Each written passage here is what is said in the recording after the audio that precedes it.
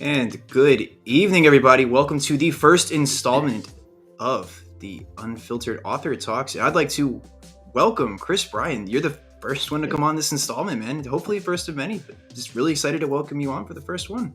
Well, thank you very much for having me. Absolutely. So I got to had the opportunity to read your book so far, and I love it. And I'm really, really excited for that to come out. And I hope many of you guys watching at home are as well, as you've seen a lot of postings about it from Savage Speedy, who always posts some just wonderful books. So I'm really glad to see you up there with the repertoire of this awesome material coming out in 2022. But if you'd like to start off just by introducing yourself, telling us a little bit about yourself and what led you to want to write about the 12th Corps, and then we can dive into the fun stuff. So I'll give you the floor. Sure. So I'm from originally from Franklin County, PA, kind of surrounded by a lot of this history. And let's see. So after college, I was a Navy pilot for 8 years and did a couple of master's degrees after that. One of them in historic preservation. And before that last master's degree, I decided I had a little extra time on my hands, so I would learn as much as I could about Antietam. I did that. It seemed like there was enough of a gap in the historiography surrounding the two brigades with green at Antietam to write a book. So I had a year before I was going to school. I was like, I have plenty of time to research and write a book. And here I am 6 years later with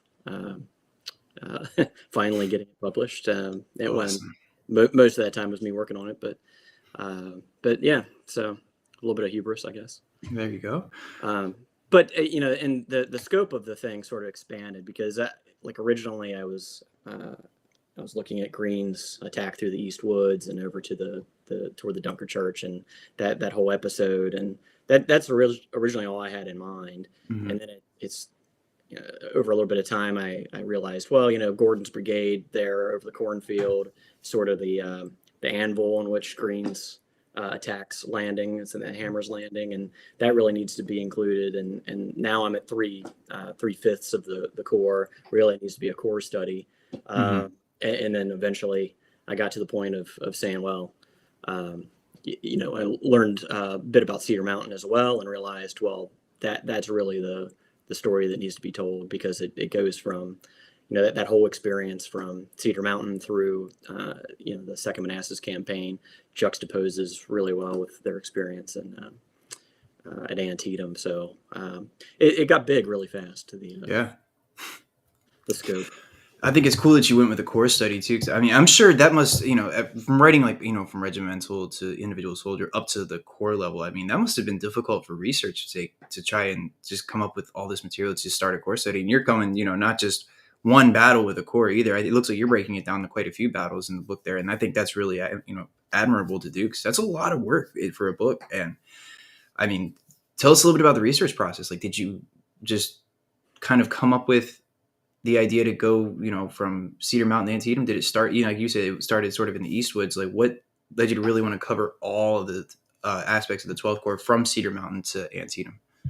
Well, like I was saying, it didn't seem right. I got to a certain point thinking, I'm only covering part of this Corps, so it would make sense to cover the whole unit. Now, what I ended up doing was, much of the narratives at the brigade and regimental level, more so than division Corps level. Although I cover that, I put context for the whole operational picture.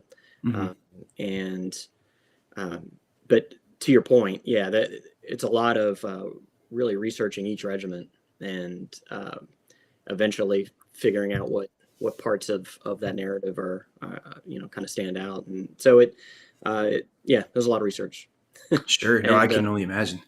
Yeah. And I mean, so trying to decide exactly what portion of that to include, because it could grow fast all of a sudden. Sure. So, of course, we got to throw the big C word, COVID, in here. What was it like writing a book during COVID, especially with the amount of research you were doing? I'm sure there was some struggles with that, at least, because it's a lot of the stuff is digitized today too. But many aspects of writing a book does involve some travel to some of these libraries or archival places. Did that really hamper in the writing process and the research process? So no, because Really? yeah, I mean the manuscript was done. I mean, I was still Okay. going over it, but by the time COVID hit, that was all set. Now, what it did do is, supply chain and all Mhm. manner of other things. So it sort of slowed the publishing process down a little bit. Um, Now, any other research projects that I'm doing right now, yes, I have not made it to an archive yet. Yeah, no, And I that's think there's some open. I just haven't done that yet. But I know of some where I can't get in yet, so that's fine. understand. I know I've had trouble. I finally get the motivation to try, and I have an ancestor who has a diary, about 116 pages worth of that down there at the Virginia Historical Society. I think that's even going to name change as well now, but I can't for the life of me get down there to get it. I'm just like, man, this thing is sitting right there, just stone's throw away. With all that stuff I can get into, but because of COVID, I can't get down there to be able to sit and spend time with it. Yes, that's just absolutely frustrating. And like I said, I can only imagine for your research projects now, it's just what that's like. Yeah, and I mean, I was already gonna I was already gonna be doing some remote, asking them to make reproductions and send it. And in fact, I was looking over some Third Wisconsin stuff this morning, Ooh, based on that. So. okay. So, out of your research, do you have a favorite regiment that you came across? If the one stand out the most out of the 12th Corps? Well, I mean, let's put it this way. I guess there are a handful that stand out as good, effective regiments. Uh, Third Wisconsin is a really good one. Second Massachusetts, 28th and 111th Pennsylvania are both really good. If I had to choose, it'd probably be those four. Now, I guess I might say that the Second Massachusetts is my favorite, and the reason for that is because it's the folks in that regiment were well written. They Hmm. did a lot of correspondence, and it's usually pretty entertaining writing. Um, eh, you read the book, like Captain Richard Carey is one of those guys. His kind of wit and sarcasm are just outstanding. Um, so some of the things he writes about, say, Nathaniel Banks, are really entertaining. Um, but Oh, yeah, Banks. yeah. Now, I know Tim isn't here yet. He could very well pop in at some point, but I want to just at least ask this just in case he doesn't have the opportunity to pop in. He is a big 10th Maine fan. Hmm. And we've done a few videos at Antietam about the 10th Maine there. Did you find them very interesting too when you were going? Because I know there were some parts I really enjoyed about the 10th Maine in your book as well. Did you find a lot of stuff on the 10th Maine? Was it, new to you? Did you know some of this going into it already or? Yeah, I mean, they figure prominently because I mean, you have a good narrative on that regiment from Gould, uh, and then the the sources on Antietam are really great just in general, and they're due to Ezra Carman and John Meade Gould. Gould's a member of the 10th Maine, and so he was corresponding with all these folks and um, throughout that portion of the battlefield in order to figure out who, what, when, where happened at Antietam. So of course, the correspondence from his own regiment is significant. That helped a lot, and actually, it just reminded me that there was a COVID impact. Okay. I, Nick Pacerno is a kind of expert on the 10th Maine. He's got all kinds of great sources, he offered for me to come have a look at what he had, but with COVID going on, I wanted to wave off, and that was a recent um, thing that happened. But he's got great sources, a lot of Cool. great authors. So And Wayne Blatten over here on Facebook says that he had an ancestor in the 128th Pennsylvania. okay, yeah, Very cool. they had a kind of a hard day at Antietam. They got thrown in.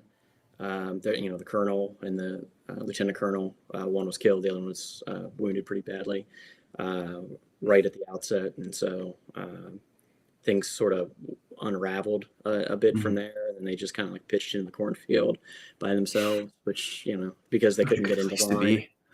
Well, it's interesting, and you may already know this, Wayne. They were trying to get into line, but they didn't know any drill because they were just a few weeks away from home, and Mm-hmm. so Joseph Knipe, the colonel of the 46th Pennsylvania, right next to him, was trying to help him out, but then said, "You know what? Instead of you're never going to get in line. Why don't you just go attack?" And that's what they did. They actually ended up on the flank of the Confederate brigade that was down there, um, Roswell Ripley's brigade, and the Mm-hmm. 3rd North Carolina. So they pitched into them. That regiment had really heavy casualties too, but ultimately the 128th Pennsylvania had to fall back Right. because these North Carolina veterans knew what they were doing, and yeah, that was pretty much the end of their day. But they also had a hard day at Chancellorsville, actually. I was going to say, Neep had a pretty bad day at Chancellorsville too, and he was there. Not too bright for him there. I mean, of course, it's Chancellorsville, so there's not a lot of bright moments for the Union Army, especially in that sector of the battlefield, Mhm. specifically on day 3. Yeah, Now, yeah. The 12th Corps had a lot of uh, them, and the 3rd Corps had a lot of hard fighting on May 3rd at Chancellorsville. yeah, they did. So yeah, pretty interesting. I want to bring up Mansfield, if that's okay. Yeah, Joseph absolutely. Mansfield. So he struck me as a very one of those human interest stories when I started with Antietam. I think he was one of the first corps commanders I really kind of fell into looking into, and I never got really far, of course, because so many other things in the Civil War captured me. And I'm like, we call it like Civil War schizophrenia in my book here, where I'm like, oh man, I want to study some about Mansfield, and then I'll hear about Joseph Hooker. I'll run over to Hooker for a minute and get bogged down with him for a week. But what was it like studying Mansfield? Did you come up with anything new, really, or did you have a perception change? And really, how do you feel about Joseph Mansfield there? And Right. So he, one interesting thing about Manzo. So I didn't get into a lot of his backstory too much, but I mean I can kind of run through what he did before. But sure, the he inspired the troops. I will say that, right? So they were mostly across the board miserable coming off of the Virginia campaign. sure, Some of them, not all of them, had a pretty low opinion of Nathaniel Banks too. Of course, he's gone now hmm by this point. So Mansfield takes over, and they had a low opinion of some of their brigade and division commanders too by that point. And but Mansfield shows up, and he kind of almost instantly inspires everybody. And Williams had some critical things to say about him, but I think that was maybe a little bit of, Williams was a little bit, I think, bitter just generally about always getting thrown in an emergency and then kind of pulled back when somebody else came along. But it's hard to say really how great he is as a corps commander, since he in battle was for about 15 minutes. Um, One thing I did find, or I kind of sussed out, was his movements across the battlefield that morning, right? hmm So he shows up. He basically does a circuit after he goes, and he goes forward to the North Woods, or just in front of the North Woods, converses with Hooker, and then comes back. And now the 12th Corps starts deploying. It's about 7:20, and 3 regiments go out at the same time. The 10th Maine goes with Mansfield.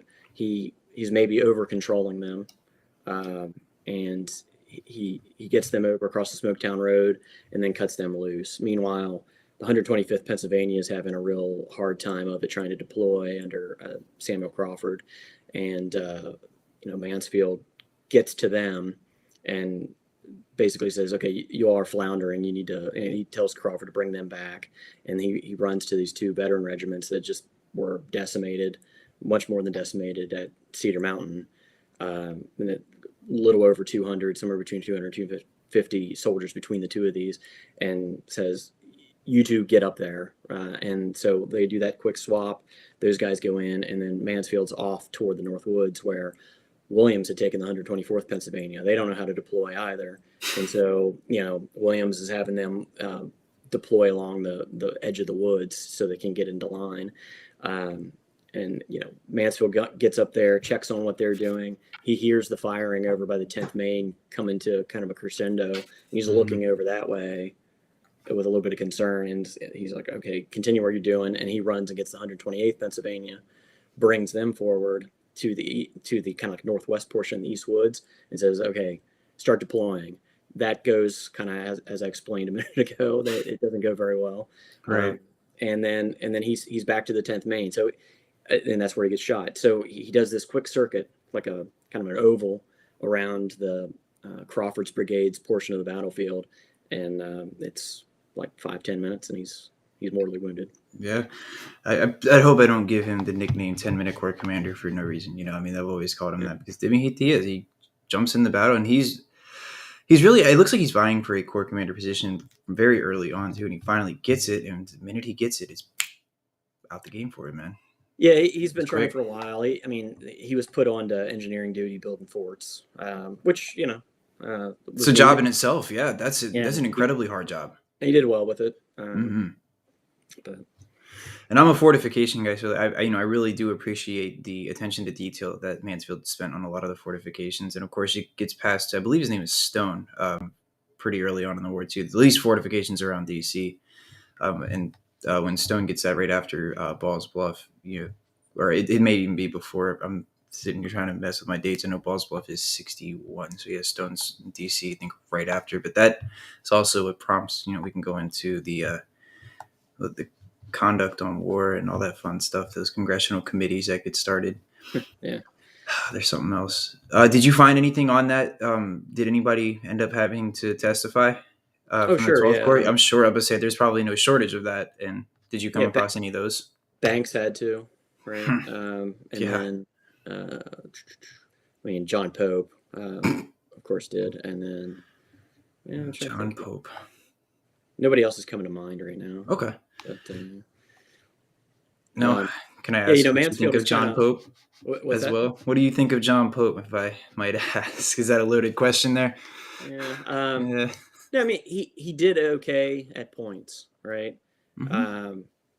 And his intention for Cedar Mountain, didn't quite go. He was hoping to concentrate a bit more, although he sort of got in his own way with all of the, okay, we're going to attack, very much like he was French Marshal, World War One. Right? He's like, well, we're going to do nothing but attack, and it really got in Banks's head, I think, right? Absolutely.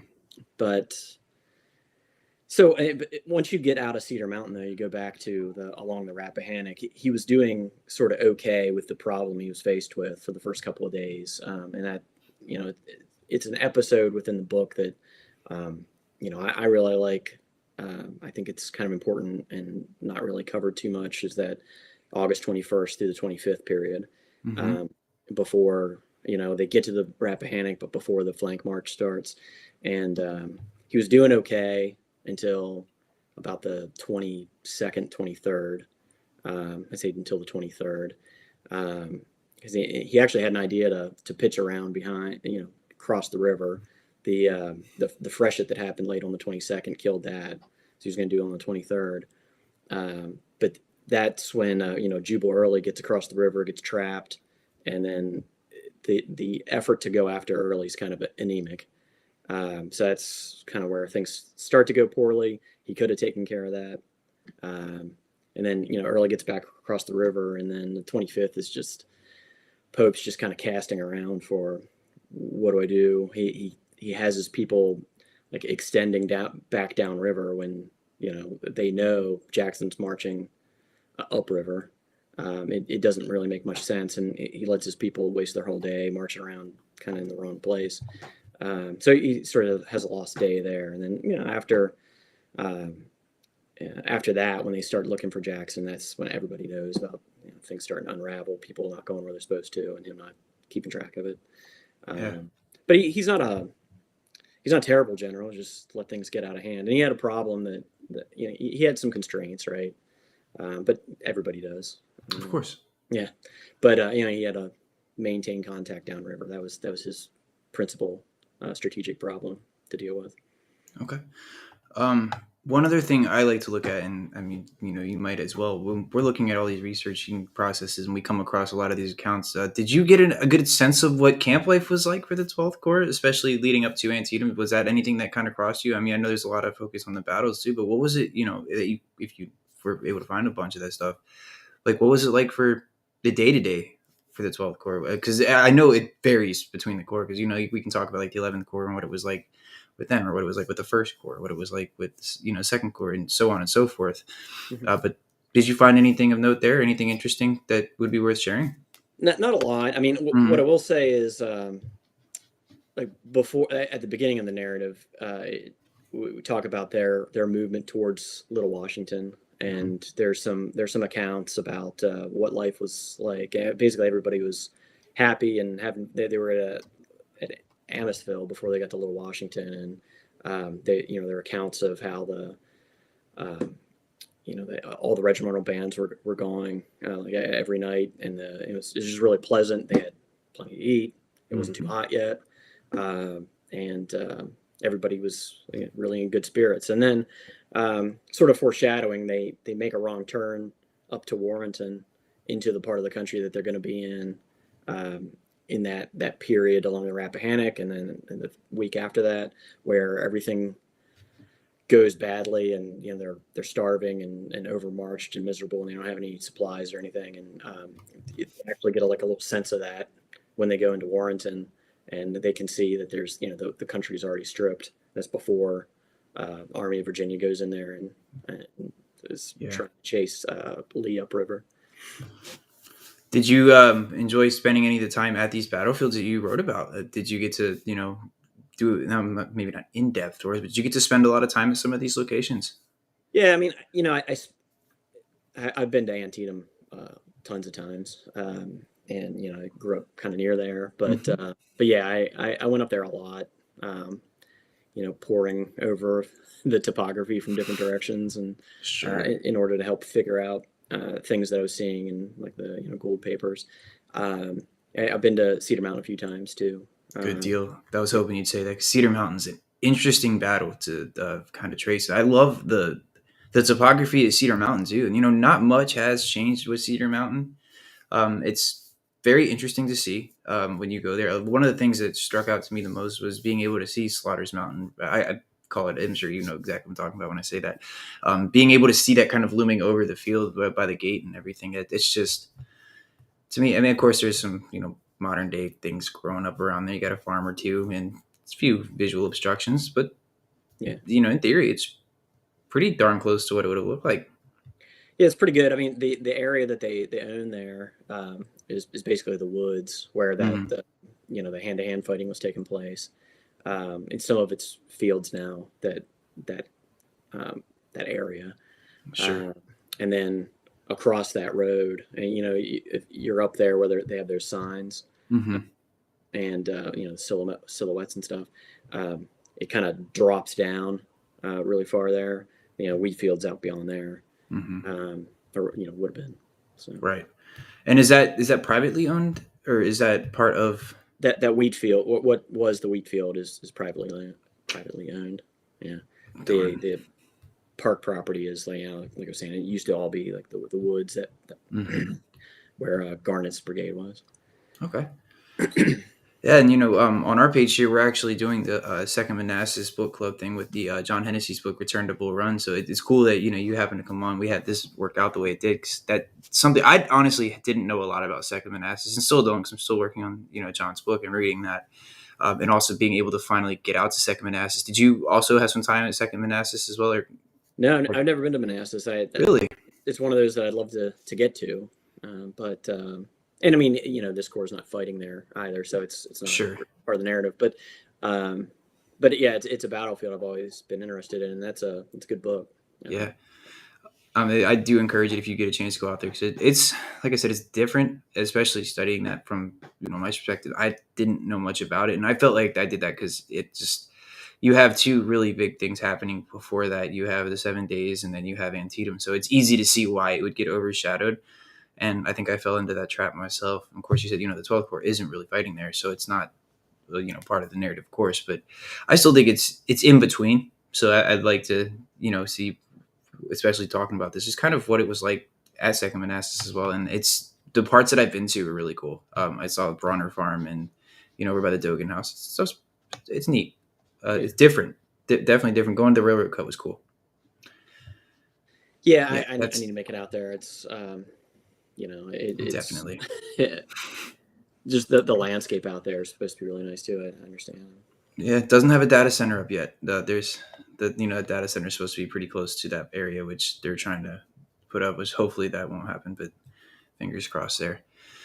So folks watching at home too, if you guys have any questions at any point and would like to ask anything, please take the time to do so. We have the chat available for you all, and we can go ahead and put your comments up here on the stream. So I do encourage that. And I'm sure, Chris, you would love to have some stuff too, right?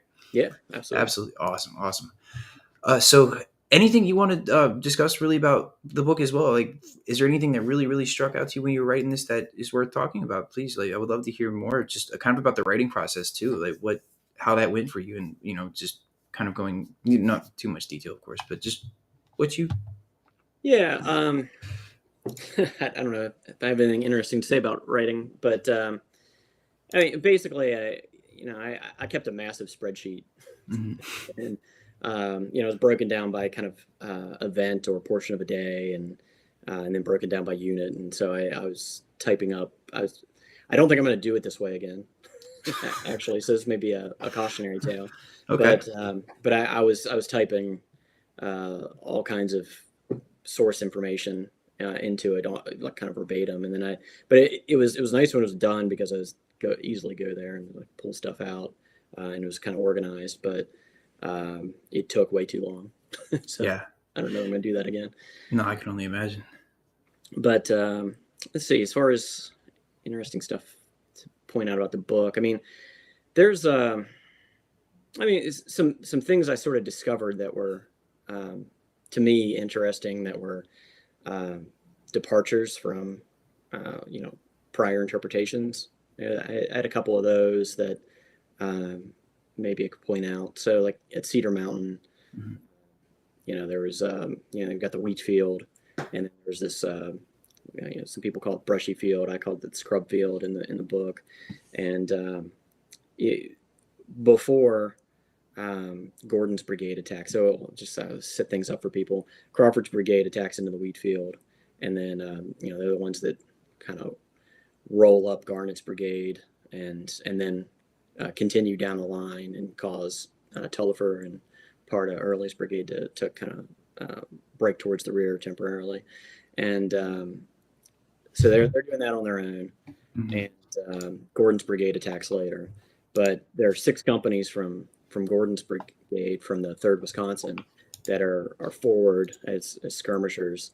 And Crawford came across them before he attacked. He tried to pull them into his attack. Ruger, the colonel, said, well, I'm under orders from my own brigade commander.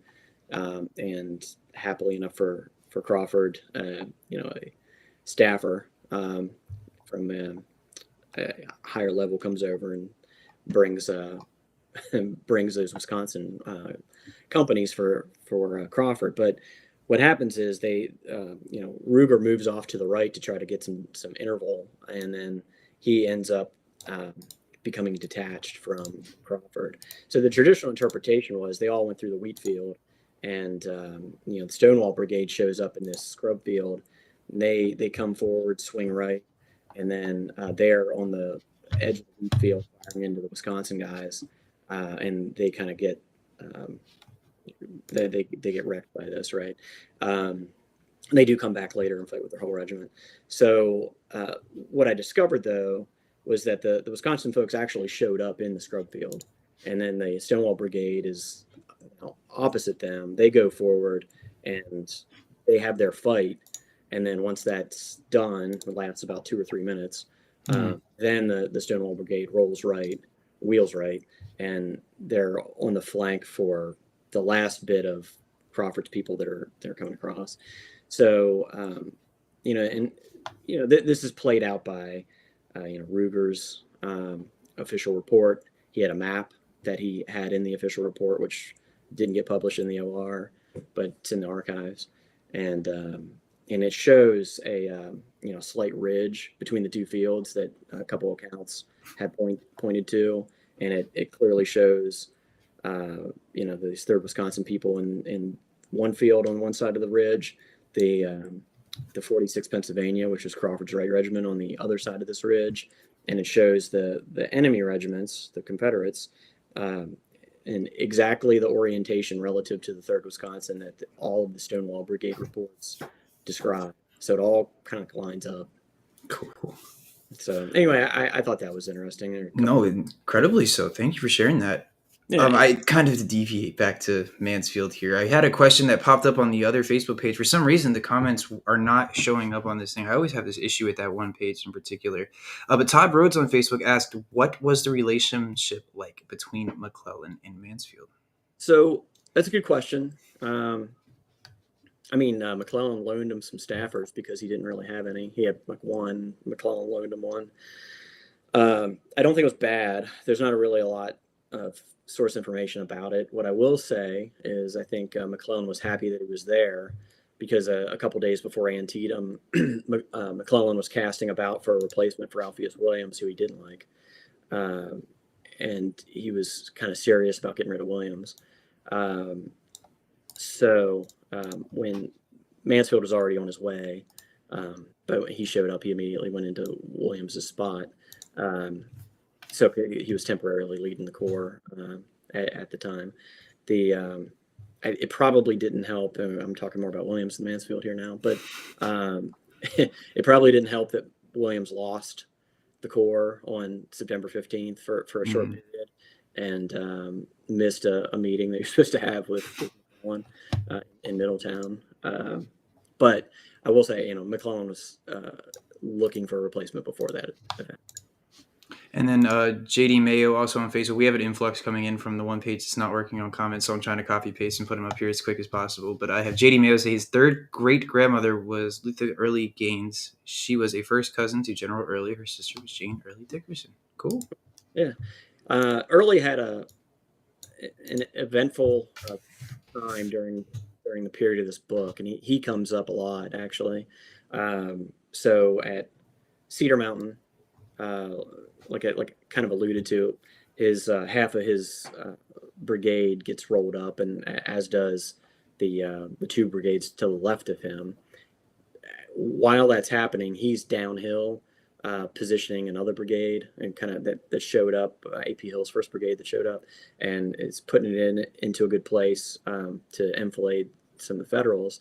And when he comes back up the hill, he sees, no troops basically, except for like one of his regiments. There are like 2.5 there, but between him and the woods, which are pretty far away, and so he's got kind of a situation on his hands, and he's sending staffers off to try to collect the regiments and bring them back. He stays with the ones that are there. So that's the one thing. Another one is, I mentioned earlier, he gets trapped north of the river. So Lee's been looking for a spot to get his army across a free ford during that week of the 21st through the 25th of August, and not having much luck. On the afternoon of the 22nd, they finally find a crossing up at Fauquier, Sulphur Springs, just south of Warrenton, and Jackson. It's Jackson's Corps that's up there. Well, Jackson's wing that's up there, and he gets early across the river on a sort of dilapidated dam, and Lawton was supposed to go across too. Only one of his regiments gets across, and this rainstorm breaks on the valley, and basically they get trapped over there. The Rappahannock rises really fast, and he's stuck over there for 2 days. He's lucky to not. He really good use of topography and the available forces, but and he's having a couple, it's like 2 partial batteries that are with him. He's having them move from spot to spot, sort of a la the initial forces down on the peninsula against McClellan, but they're trying to fool. So Siegel's coming with his corps from one direction, and Irvin McDowell's coming from the other direction, and he's kind of like holding them off, stalling long enough to get back across the river. And then at Antietam, uh, basically Jackson's whole corps is breaking and running by, they're spent. They've been doing heavy fighting, and Right. everybody except for Early has been engaged. Early ends up, he has to take over the division, and he finds that his brigade's really all that's there, plus another like 300 remnants of Jackson's old division. Mm. And so he has the 125th Pennsylvania coming from one direction. He's got a couple. He's got Marciano Patrick's brigade coming from another direction with another brigade, Goodrich's brigade from the 12th Corps. He's got some other 12th Corps coming from the northeast, so in three directions. But the 125th Pennsylvania comes behind him, and so he has to go down and deal with that. So he's all by himself with all this happening, and he's the only force left. So I went probably kind of long talking about it early, but that, That's fine. No, please. he had a heavy summer. Yeah. Timothy Wilging on Facebook also says or asks, seems that the most prominent 12th Corps units at Cedar Mountain were the 3rd Wisconsin and 10th Maine. Why was that? Well, they were. I'd say there's some other ones too. Mm-hmm. The 28th New York, and basically any of Crawford's brigade are extremely prominent. 3rd Wisconsin's a big deal, right? Because they were the ones that went forward in that skirmish battalion. They got chopped up and then went back, and that's just a really great story too. I mean, they spent 2 or 3 minutes against 3 regiments of the Stonewall Brigade. Mm. Of course, it didn't go great, and then and real high casualties. They go back, like 2 of the companies go down into this ravine in the woods, and they're kind of like it's like 2.5 companies. Ruger eventually brings more men back and joins them, and they all end up with the regiment comes back and goes back up the hill, and this time into the wheat field, to the edge of the wheat field, and fights again there. So they had really heavy fighting, and there's a good story about one of the captains that's down in that initial detachment in the book. But so that's kind of why they're sort of prominent. It helps with the 10th Maine because one of their participants did a Gould-like effort on Cedar Mountain. Mm. And did a lot of like corresponding and stuff. Now those letters, I haven't been able to find them, and nobody else that I know of has found them. But he tried a similar effort, but they're kind of prominent in the story for that reason. And there's a good story with them too. They come out after. So Banks held them back basically as to sit with a battery, Muhlenberg's battery. They eventually kind of move away from that battery because the battery's really getting the worst of the counter battery fire that's going on, and then the battery moves away, and so now they're like this de facto bodyguard for Banks. So Crawford's people go in, they come back out, and then things are starting to go badly as Crawford's people are coming out because AP Hill's showing up, and Banks takes these like 3 swings to try to slow things down. One is there's Gordon's brigade, and the other one is he sends the 10th Maine forward, and then there's half a regiment of cavalry. He fires into the breach too. Not in that order, but so the 10th Maine goes in. They go up to this ridge, actually a little bit beyond this ridge in the wheat field, and then they discover all the Confederates that are out in front of them. Branch's brigade shows up straight in front of them, and the Stonewall Brigade's way off to the right at the edge of that scrub field, and then Archer's brigade ends up showing up in between the 2 of them. So they figure out pretty fast that they're outgunned, and the guys from Crawford's brigade streaming by them are saying, "Yeah, you can't stay here. This is not going to go well." Right. So the colonel takes them back to that ridge to. And actually, his intent's to get all the way back to the wood line, so he can have a little bit of protection. Mm-hmm. And one of Banks' staffers sees this, goes down, and it's like, you weren't ordered to you're not authorized to retreat. Basically, they have the colonel starts to ignore him and continue about his way, and then he says, "Well, they continue arguing over it then after that. And there's some gesticulations that make it look like they're having a fist fight right out there in the middle of the field. They're under fire the whole time. And eventually the staffer says, well, you know what, I can take command of this regiment if you need me to. And Colonel Beale, George Beale says, well, I'll stay here. He takes them to that ridge line and they do their fighting. But, it's a story like that maybe is why 10th Maine is kind of stands out. But, in my mind, the 28th New York is really, and the other two, right, the 5th Connecticut, 46th Pennsylvania, they're the ones that make that initial charge across the wheat field. They roll up Garnett's brigade, and then there's all this really kind of nasty hand-to-hand fighting in the woods. Garnett's brigade eventually breaks, and then they go down and, like I said, roll up another 1.5 brigade. So they should be thought of as pretty prominent too. But absolutely. I know we were talking a little bit about this before we went live, so I'm really eager to hear this. But Todd Rhodes, what is your opinion of Burnside as it relates to his actions at the Stone Bridge? You mean like the lower bridge at Antietam? Mm-hmm. Okay.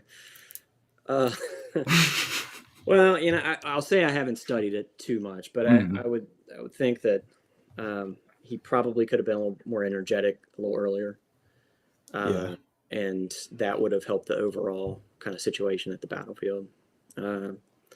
So, people talk about, the fords that are available downstream too. And those were ultimately accessed as well. But I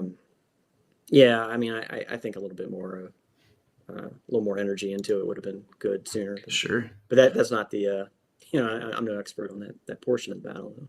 No, I mean, myself neither. I'm not really well versed on that. Another question coming in. Daryl Noonan asked, what fighting were the 8th and 12th U.S. regulars involved in at Cedar Mountain? Yeah, so they were part of Henry Prince's brigade, which was down the cornfield sector. Mm-hmm. And they went in as skirmishers for the entire division. And they did a really good job. And in fact, Prince was captured right at the end of the battle. And he wrote to Augur, who's the division commander until he was wounded, from prison. I think he was at Libby, or either Libby or Belle Isle, I can't remember. But he wrote to him from there and related how the Confederate captors were impressed by the regulars' performance skirmishing, because they were asking if they were regulars actually, because they were doing so well, and they're doing so well against the artillery that was there that they were forcing the artillery to focus on them instead of other targets further afield. Okay. Very cool. So the 8th and 12th U.S. regulars there. And one of the other things that I think I have a question on too when it comes to Cedar Mountain, what was the morale like after Cedar Mountain for the 12th Corps as a whole? Did it really, do you think it affected their way up to Antietam? Did it really kind of affect the battle play out for them? Or does it sort of, taper off by the time they reach Antietam? Like, do you have any thoughts on that? So I think it tapers off. That's my impression. So let's start from the beginning of your question there. Sure. It was bad, right? Coming out of Cedar Mountain. Yeah. Let's see here. Crawford's brigade suffered 50% casualties, like 49% casualties. Of those involved from Geary's brigade, it was 36%. But the reason I say of those involved is because the big 28th Pennsylvania was off on another assignment. You had in Crawford's brigade,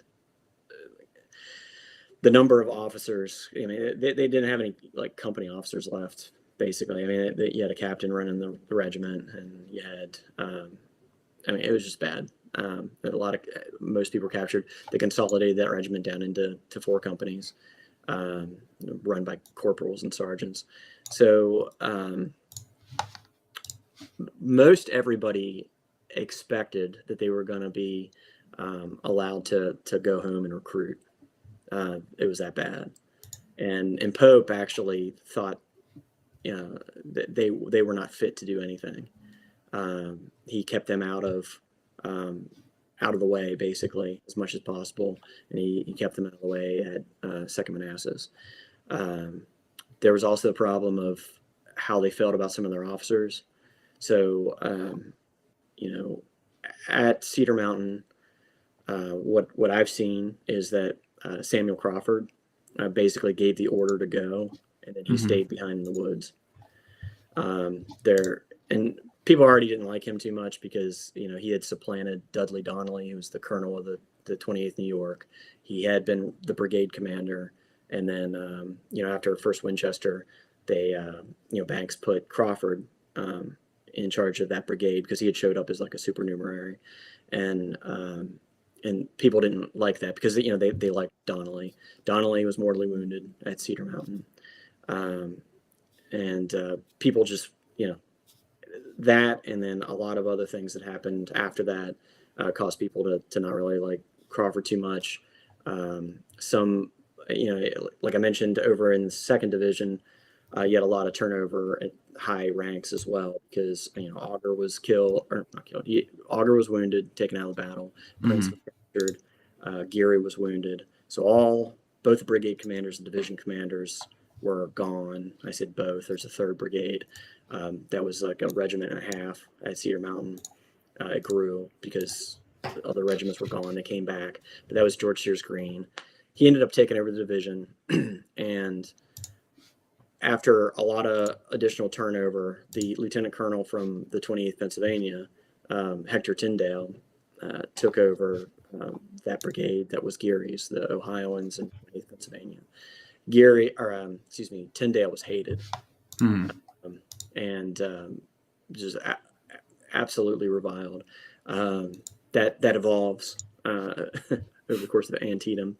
You'll see that, but yeah. So this whole combination of things, and then what ends up happening is after Cedar Mountain, they go back on the Rappahannock, and once that period starts from the 20th until they get back to the forts of DC on September 3rd, they are doing an excessive amount of unnecessary marching. It at least appears to them, because they're marching and counter marching, and that, like I alluded to earlier, on the August 25th, it was like they're heading back the way they came from, and they had dropped their knapsacks in the wagons and their tents on the 19th of August, and they didn't have that again until they were in Maryland.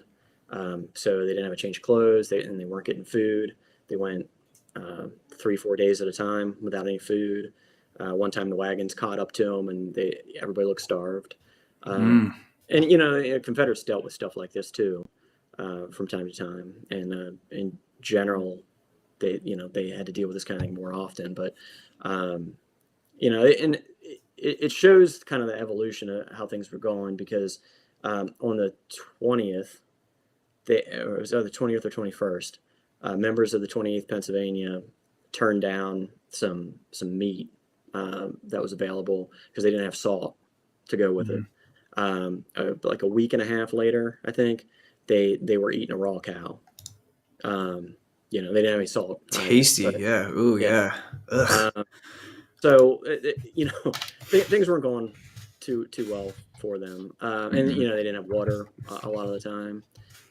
So yeah, they're in pretty poor condition. Now, to the second half of your question, they get into Maryland, and things pretty much turn around very quickly for them. You know, McClellan's getting their logistics kind of organized, and they're getting the stuff that they need.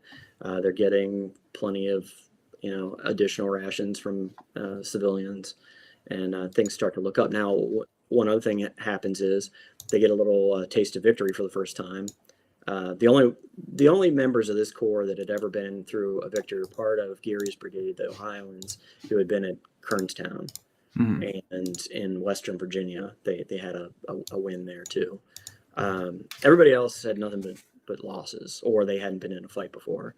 And they did not participate in South Mountain, but South Mountain was, you know, the Union controlled the battlefield at the end of that, right?